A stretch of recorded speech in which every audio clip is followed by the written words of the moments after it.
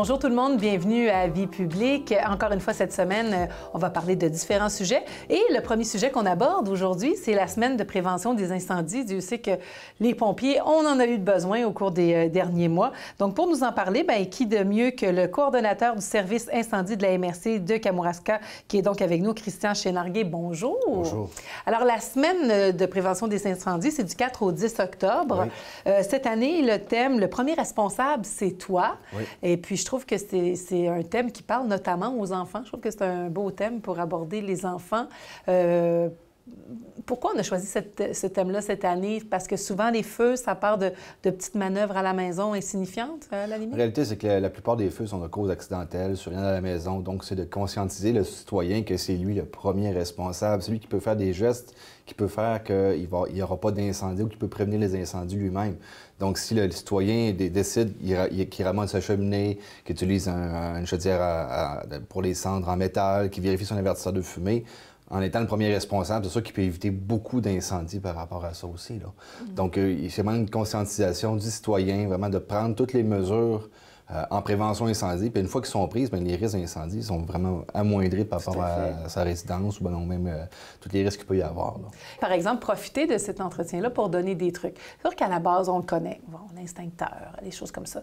Mais est-ce qu'il y a des choses qu'on peut faire pour quand le feu prend, là, des fois, tu sais, comme, mettons, des enfants qui nous écouteraient, là, puis là, ils sont dans leur première expérience, ils font de la nourriture, puis des fois, ça peut arriver un feu dans le rond ou, tu sais, y a-t-il des produits, des choses qu'on peut faire pour s'aider ou avoir toujours prêt pour nous aider à intervenir, au moins pour jeter une première couche là, s'il se passe quelque chose, ou on fait rien puis on appelle tout de suite les pompiers? C'est sûr qu'en prenant toutes les mesures de prévention, les précautions, qu'on ne laisse pas les plats en surveillance, qu'on utilise une friteuse homologuée, les risques d'incendie sont déjà très amoindris dans la cuisine. Mais une friteuse, par exemple, on sait que ça peut vraiment, on va appeler sûrement les pompiers si ça s'embrasse pour... J'ai jamais vécu l'expérience, fait que je sais pas trop à quoi ça ressemble. Est-ce qu'il y a quelque chose qu'on peut faire dès que ça arrive? La friteuse, elle est conçue, en réalité, c'est un élément qui est fermé, donc si le feu prend, le feu va être contenu dans la friteuse, puis le risque va être vraiment minime. C'est sur le poêle, que si on fait la friture dans un poêlon, là, on n'a rien pour contenir le feu, puis le feu va monter dans les armoires un peu plus haut, finalement. Rapidement. Donc, effectivement, là, dans ce cas-là, il faut même pas... Si on met de l'eau, on vient amplifier encore plus l'incendie. Puis l'instincteur qu'on a, l'instincteur, normalement, la première chose à faire, c'est de couvrir le feu, si on peut, d'avoir un couvercle proche. Mais encore mieux, c'est d'avoir une friteuse homologuée. Donc, on n'a même pas d'affaire à penser à ça. Donc, c'est vraiment d'avoir une friteuse en toutes circonstances, c'est ce qui est plus sécuritaire pour faire de la friture. Puis de toujours surveiller ses aliments. Donc, on prend toutes des précautions comme ça, mais c'est vraiment mal pris, avec un feu de friture dans un poêlon. Il ne faut pas mettre d'eau dessus, il faut mettre un couvercle, puis il faut appeler les services d'incendie très rapidement aussi. Évidemment, on est en pleine COVID encore, donc en pleine pandémie. On sait que vous, habituellement, on faisait à chaque année dans les écoles, il y a les exercices de feu. Les pompiers vont faire un tour. Des fois, il y a du porte-à-porte. Qu'est-ce qu'on fait cette année là, avec C'est sûr qu'avec la situation avec le COVID, on est beaucoup plus limité dans les actions parce qu'on veut être des professionnels responsables aussi, puis on ne veut pas non plus propager le virus, donc il faut agir d'une manière différente. Donc c'est certain qu'on y va plus en éducation, on fait plus de vidéos. Pour la prévention incendie, nous, des résidences, on y va en formule autoprévention. Donc on envoie des formulaires aux gens, puis ils remplissent les autres mêmes leurs formulaires.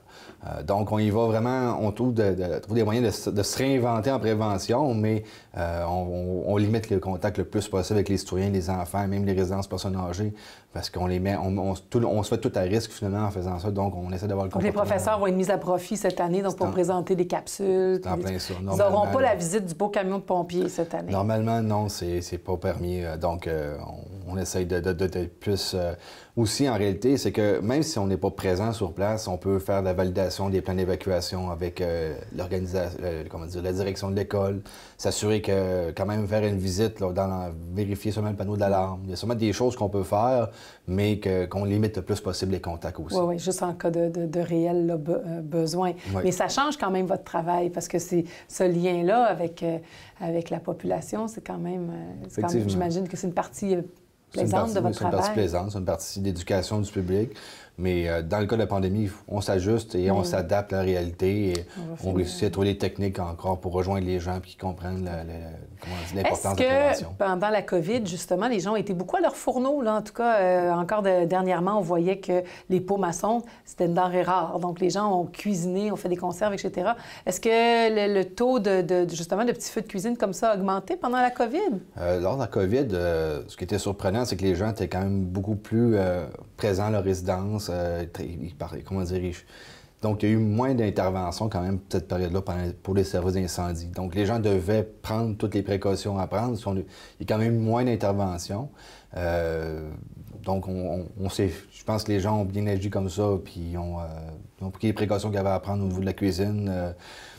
Parce qu'on a eu, en réalité, il n'y a pas eu une baisse dramatique des appels, mais on a quand même remarqué qu'il y avait moins d'appels. Donc, les gens étant présents à leur résidence, ils ont pu plus vérifier leur avertisseur de fumée, ont pu être plus assidus. C'est bientôt, là, les changements. Normalement, là, on planifie ça, les changements d'avertisseurs de fumée avec les changements d'heure. Oui, normalement, au niveau des changements, c'est quand lorsque le changement d'heure, on change de pile, c'est le truc pour s'en rappeler.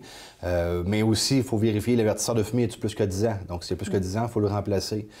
Les piles, normalement, on recommande de les changer 2 fois par année. Même aussi, des fois, on dit de changer 2 piles par année, mais il y a des nouveaux avertisseurs de fumée qui ont une pile qui est 10 ans scellée à l'intérieur. Donc, on fait un test quand même, mais on s'assure que la batterie fonctionne, mais on n'a pas besoin de changer les piles 2 fois par année. Donc, les technologies ont évolué. Puis on suggère aussi aux gens d'aller vers un détecteur de fumée photoélectrique qui est un petit peu moins sensible, mais qui donne une... C'est ça l'affaire. Ça arrive, hein? Parce que là, on se fait une toast ou n'importe quoi, puis là, ça arrête pas. T'as un souper, ça arrête pas. Fait que là, tu finis par taper dessus. Puis là, tu le laisses en suspens une journée ou deux. Ça peut être une option. Oui, là, c'est une option ou de les mettre à d'autres endroits, parce que c'est vrai que des fois, on fait ça. Effectivement. Donc, les gens, il y a un peu de boucan, une toast qui brûle, on le désactive, on l'enlève du plafond parce qu'on ne veut plus l'entendre. Mais c'est la pire réaction à avoir parce qu'après ça, on n'est plus protégé dans notre résidence. Non, tout à fait. Donc, en ayant un avertisseur de fumée d'une meilleure technologie qui est photoélectrique, on s'assure que le détecteur il est moins sensible, donc il part moins pour rien. Puis quand il part pour des vrais motifs. Tout à fait. Donc, on vient, en éliminant ces sources-là d'irritation, on rappelle combien on devrait avoir de détecteurs de fumée, disons, pour un bungalow moyen? Là, normalement, c'est un par étage d'habitage. Donc, mais il n'y a rien qui nous empêche d'en mettre dans la chambre des enfants ou d'en mettre plus. C'est le minimum au niveau de la réglementation. Mais idéalement, si les enfants dorment la porte fermée, c'est pas mauvais d'avoir un détecteur dans les pièces fermées aussi. Okay. Donc, plus qu'il y en a, mieux c'est. On ne veut pas que les gens en mettent 20 par maison, mais il reste qu'un par étage d'habitage. Ça change, dans le fond, c'est juste pour notre sécurité, ça ne change rien. C'est en plein ça. Donc, un dans la chambre des enfants, c'est pas mauvais. Pour les personnes âgées, par exemple, ça pourrait être intéressant d'en avoir plus. Effectivement, parce qu'en réalité, ils ont des problèmes, ils ont l'audition un peu moins... ils ont des problèmes d'audition. Donc, normalement, si on en met dans plus de pièces ou qui sont... Donc, on va être certain qu'ils l'entendent. Et aussi, à cette heure, il y a des modèles qui sont interreliés. Donc, il y en a un qui sonne et tous les autres sonnent. Ceux des étages ça, c'est pas bon pour la toast, par exemple. Non, c'est pas bon pour la toast, mais s'il y a une bonne technologie, normalement, ils vont nous avertir quand c'est le temps aussi. Là. Bon, Monsieur Christian Chénarguet, donc coordonnateur des services incendies à la MRC de Kamouraska. On rappelle, on est les premiers responsables, c'est du 4 au 10 octobre, donc nos enfants arriveront peut-être avec du matériel ou des capsules, ou ils nous parleront que le pompier leur a parlé par les internets, comme on dit cette année. Ils vont trouver les moyens qu'il faut. En espérant qu'on pourra retourner sur les lieux le plus rapidement possible. Merci d'être venu. Merci.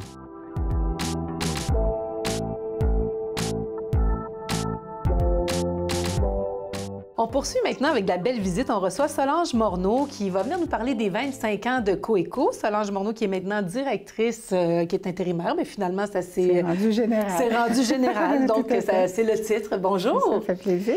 Quand j'ai vu ça, 25 ans de Coeco, puis moi, je me rappelle, c'est vrai que j'étais dans la jeune vingtaine, on commençait. Je me suis dit, ça fait longtemps qu'on a commencé. Comment ça se fait que ça nous prend autant de temps? Quand on dit que ça prend une génération pour changer les habitudes, c'est quelque chose. 25 ans de sensibilisation. Effectivement. 25 ans de sensibilisation, 25 ans d'une belle initiative. Hein.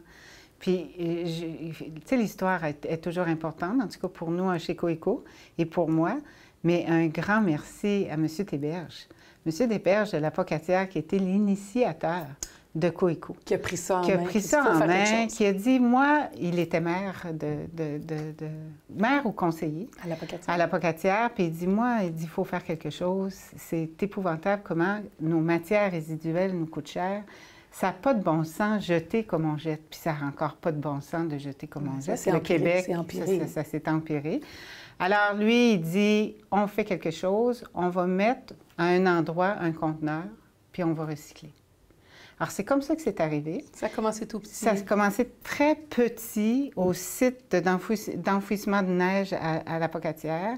Puis, mais là, il s'est comme rendu compte qu'il y avait plus à faire que de recycler. Il fallait faire de la sensibilisation. Alors, ce qu'il avait fait, c'est que Coeco était Kamouraska et la Côte-du-Sud. OK. Alors, et d'ailleurs, elle s'appelait Collectivité écologique de la Côte-du-Sud.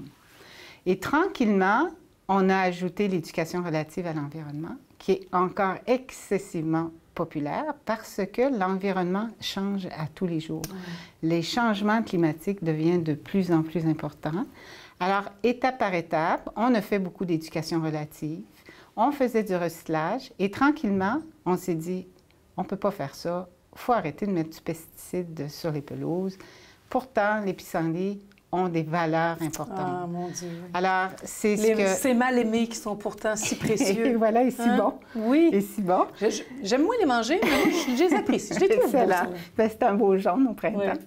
Alors, tranquillement, Coeco a engagé du personnel et on a travaillé, Coeco a travaillé pour dire à la population, soyez prudents par rapport à ce que vous êtes en train de faire sur votre terrain. Mais oui. Alors, tranquillement... La beauté a un prix. Et voilà. Et tranquillement, les résidus verts ont pris beaucoup, beaucoup d'avantages. On a dit, on est capable de faire des choses avec ça qu'on appelle le compost. Alors, tranquillement, on a fait de l'éducation relative au niveau du compostage, au niveau du recyclage, et est arrivé des exigences gouvernementales au niveau des matières résiduelles. D'où Coeco a pris un potentiel et un chemin très grand. Alors, le gouvernement a exigé au MRC de faire une planification de leur gestion des matières résiduelles parce qu'on jetait autant. Et Coeco, par rapport à sa qualité professionnelle, est devenu le maître à penser de ces plans de gestion. Oui. C'est la référence aussi pour le citoyen. On ne sait pas toujours, les gens ne savent pas exactement. On sait des déchets, vidange, Coeco. On ne connaît pas, par exemple, toujours bien la portée de tout ce que vous faites en termes d'éducation, en termes de gestion, en termes de trouver des ressources humaines. Maintenant, 25 ans en contexte de COVID, c'est triste. Ben oui, c'est triste parce que j'imagine qu'on aurait célébré d'une manière durable. On avait vraiment des activités. Mais il faudra les reprendre. Moi, je pense qu'en 2021, quand les valves vont ouvrir, il va falloir tout reprendre ce qu'on a manqué. Tout à fait. De toute façon, on voulait vraiment faire une pièce de gestion, une pièce de théâtre sur les gestions des matières résiduelles. On avait rencontré le Cégep de la Pocatière à ce niveau-là parce qu'on était en train de travailler le réaménagement de l'écocentre de la Pocatière. Oui. Mais la COVID nous a retardés.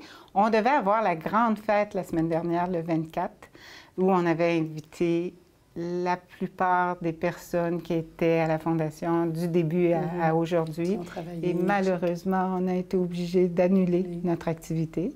Alors, on s'est dit, on n'en parle plus, là. On va garder ça secret, ce qu'on voulait faire, puis fort probablement que ça va aller...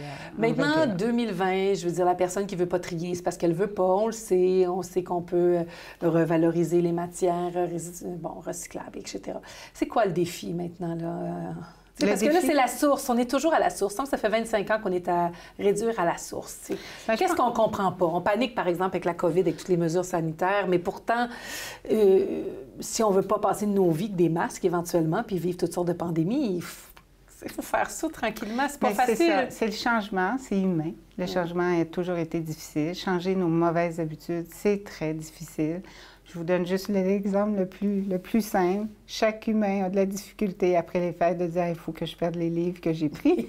Alors, je vais faire du conditionnement physique, je vais faire ci, je vais faire ça, puis au bout du compte, on ne l'a pas fait. Non, alors, c'est à peu près la même affaire lorsque l'on parle du recyclage. Le recyclage, c'est quand même très bien, c'est 70 On le fait, mais on consomme autant. C'est parce qu'il faudrait consommer moins et le faire. Et c'est ça. Alors, il faut regarder son voisin, il faut regarder les gestes, des beaux gestes. Ici, dans la région, on en fait beaucoup. On prend juste en exemple les éco-chantiers qu'on a créés chez Coeco. Ah, ça, c'est les endroits où on peut acheter c'est les endroits où on peut acheter. Les fenêtres, vieilles portes. Et voilà, comme nous, ça. on s'est dit, on ne peut pas jeter le patrimoine du Kamouraska. Alors, comment on pourrait faire pour le valoriser? Il faut trouver ceux qui ont le talent pour faire de quoi de mieux. C'est ce qu'on a fait. Oui, c'est ce qu'on a fait. C'est ce qu'on a des gens qui nous aident beaucoup. On a des gens qui travaillent avec nous pour dire, faites pas ça comme ça serait plus simple de le faire.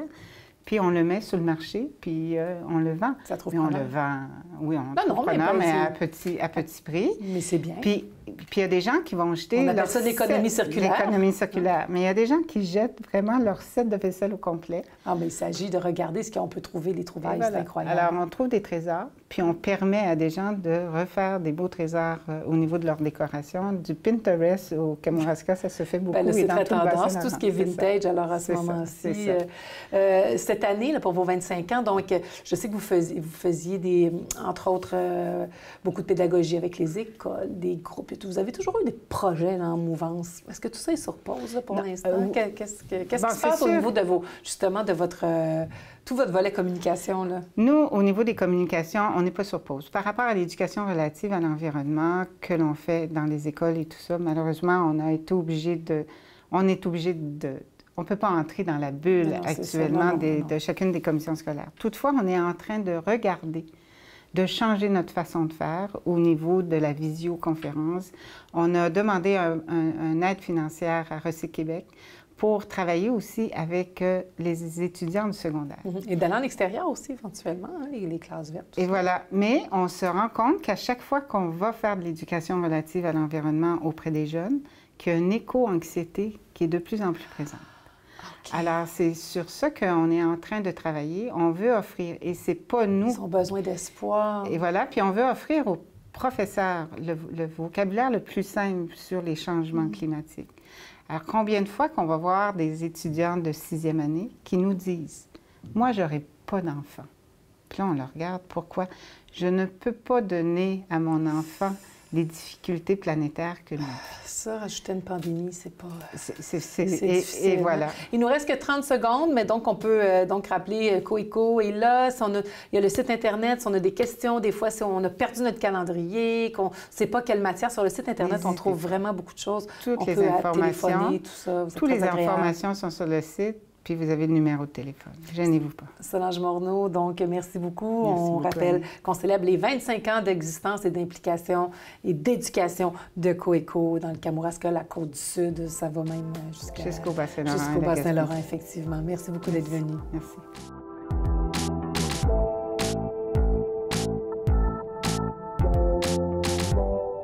Alors, on poursuit cette discussion maintenant avec Mino Adjin, qu'on connaît bien au Kamouraska. On va parler de l'événement Govember qui revient pour une 4e année en novembre. Bonjour, Mino. Bonjour, Annie. Comment ça va? Et numéro 1. Écoute, comme on connaît, on voudrait bien avoir du plaisir. On aurait le cœur aux festivités, mais disons que c'est limité ce temps-ci. Alors, peut-être parler là, mais ça ne vous arrête pas, ça. Donc, il y aura Govember quand même. On va faire ça comment, là, pour commencer? Je pense qu'on est inarrêtable. On sait, oui, à la pandémie, on ne se fera pas de cachette par rapport à ça.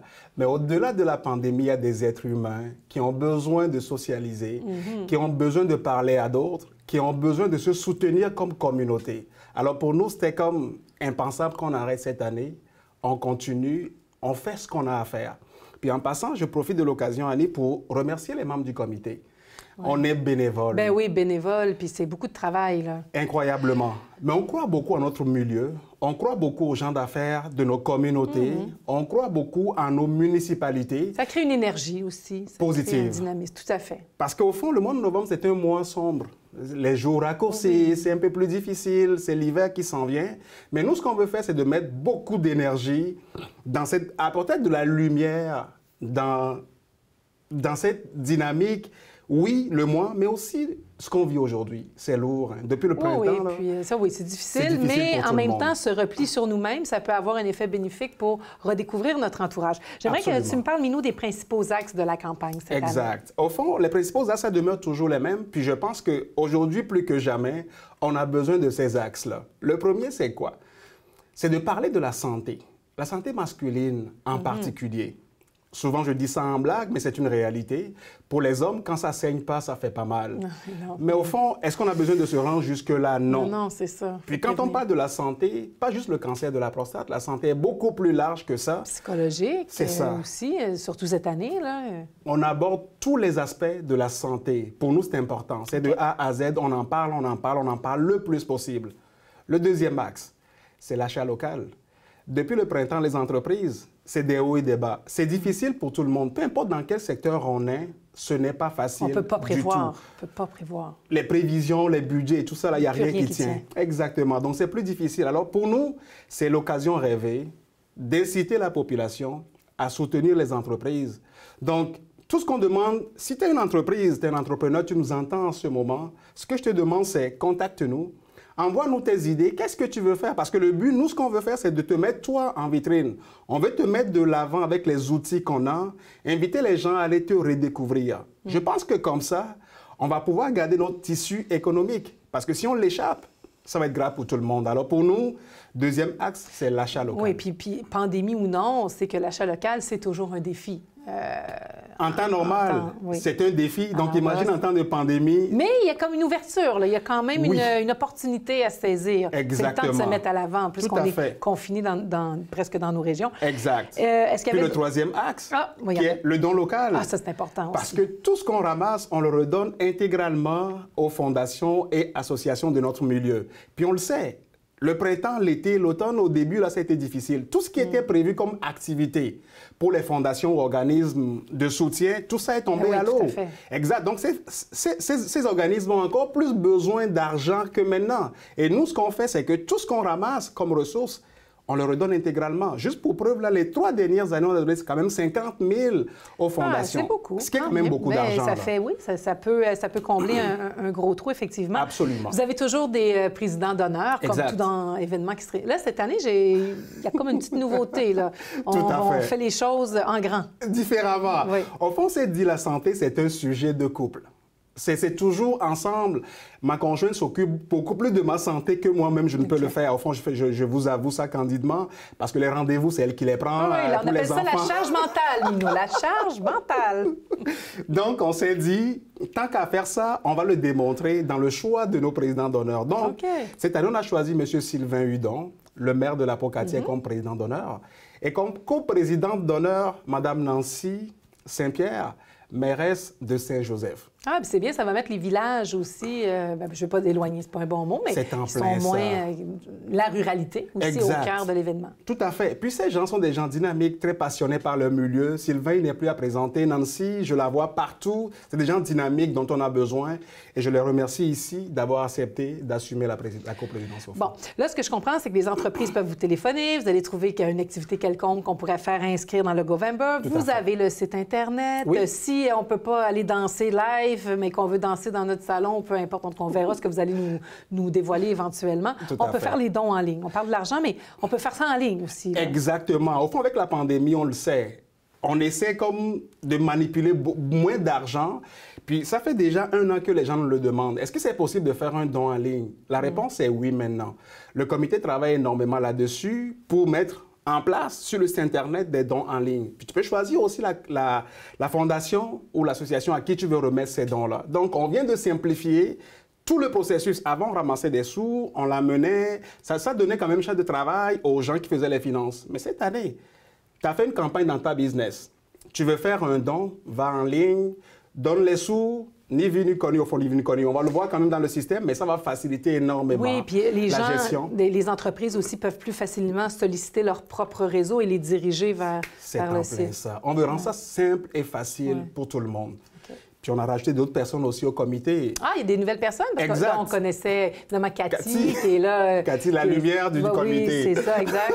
Il y avait Sébastien Demers, qui est courtier. Il y a Pierre Bonenfant, en construction. Ça, c'est nouveau, Pierre? Pierre, depuis l'année passée. Okay, d'accord. Il y a François Coulombe, qui s'occupe de tout ce qui est site Internet pour nous. Tout à fait. Puis cette année, on a rajouté Francis Paradis, avocat. Parce qu'il y a des aspects juridiques qui vont finir par popper à un moment donné.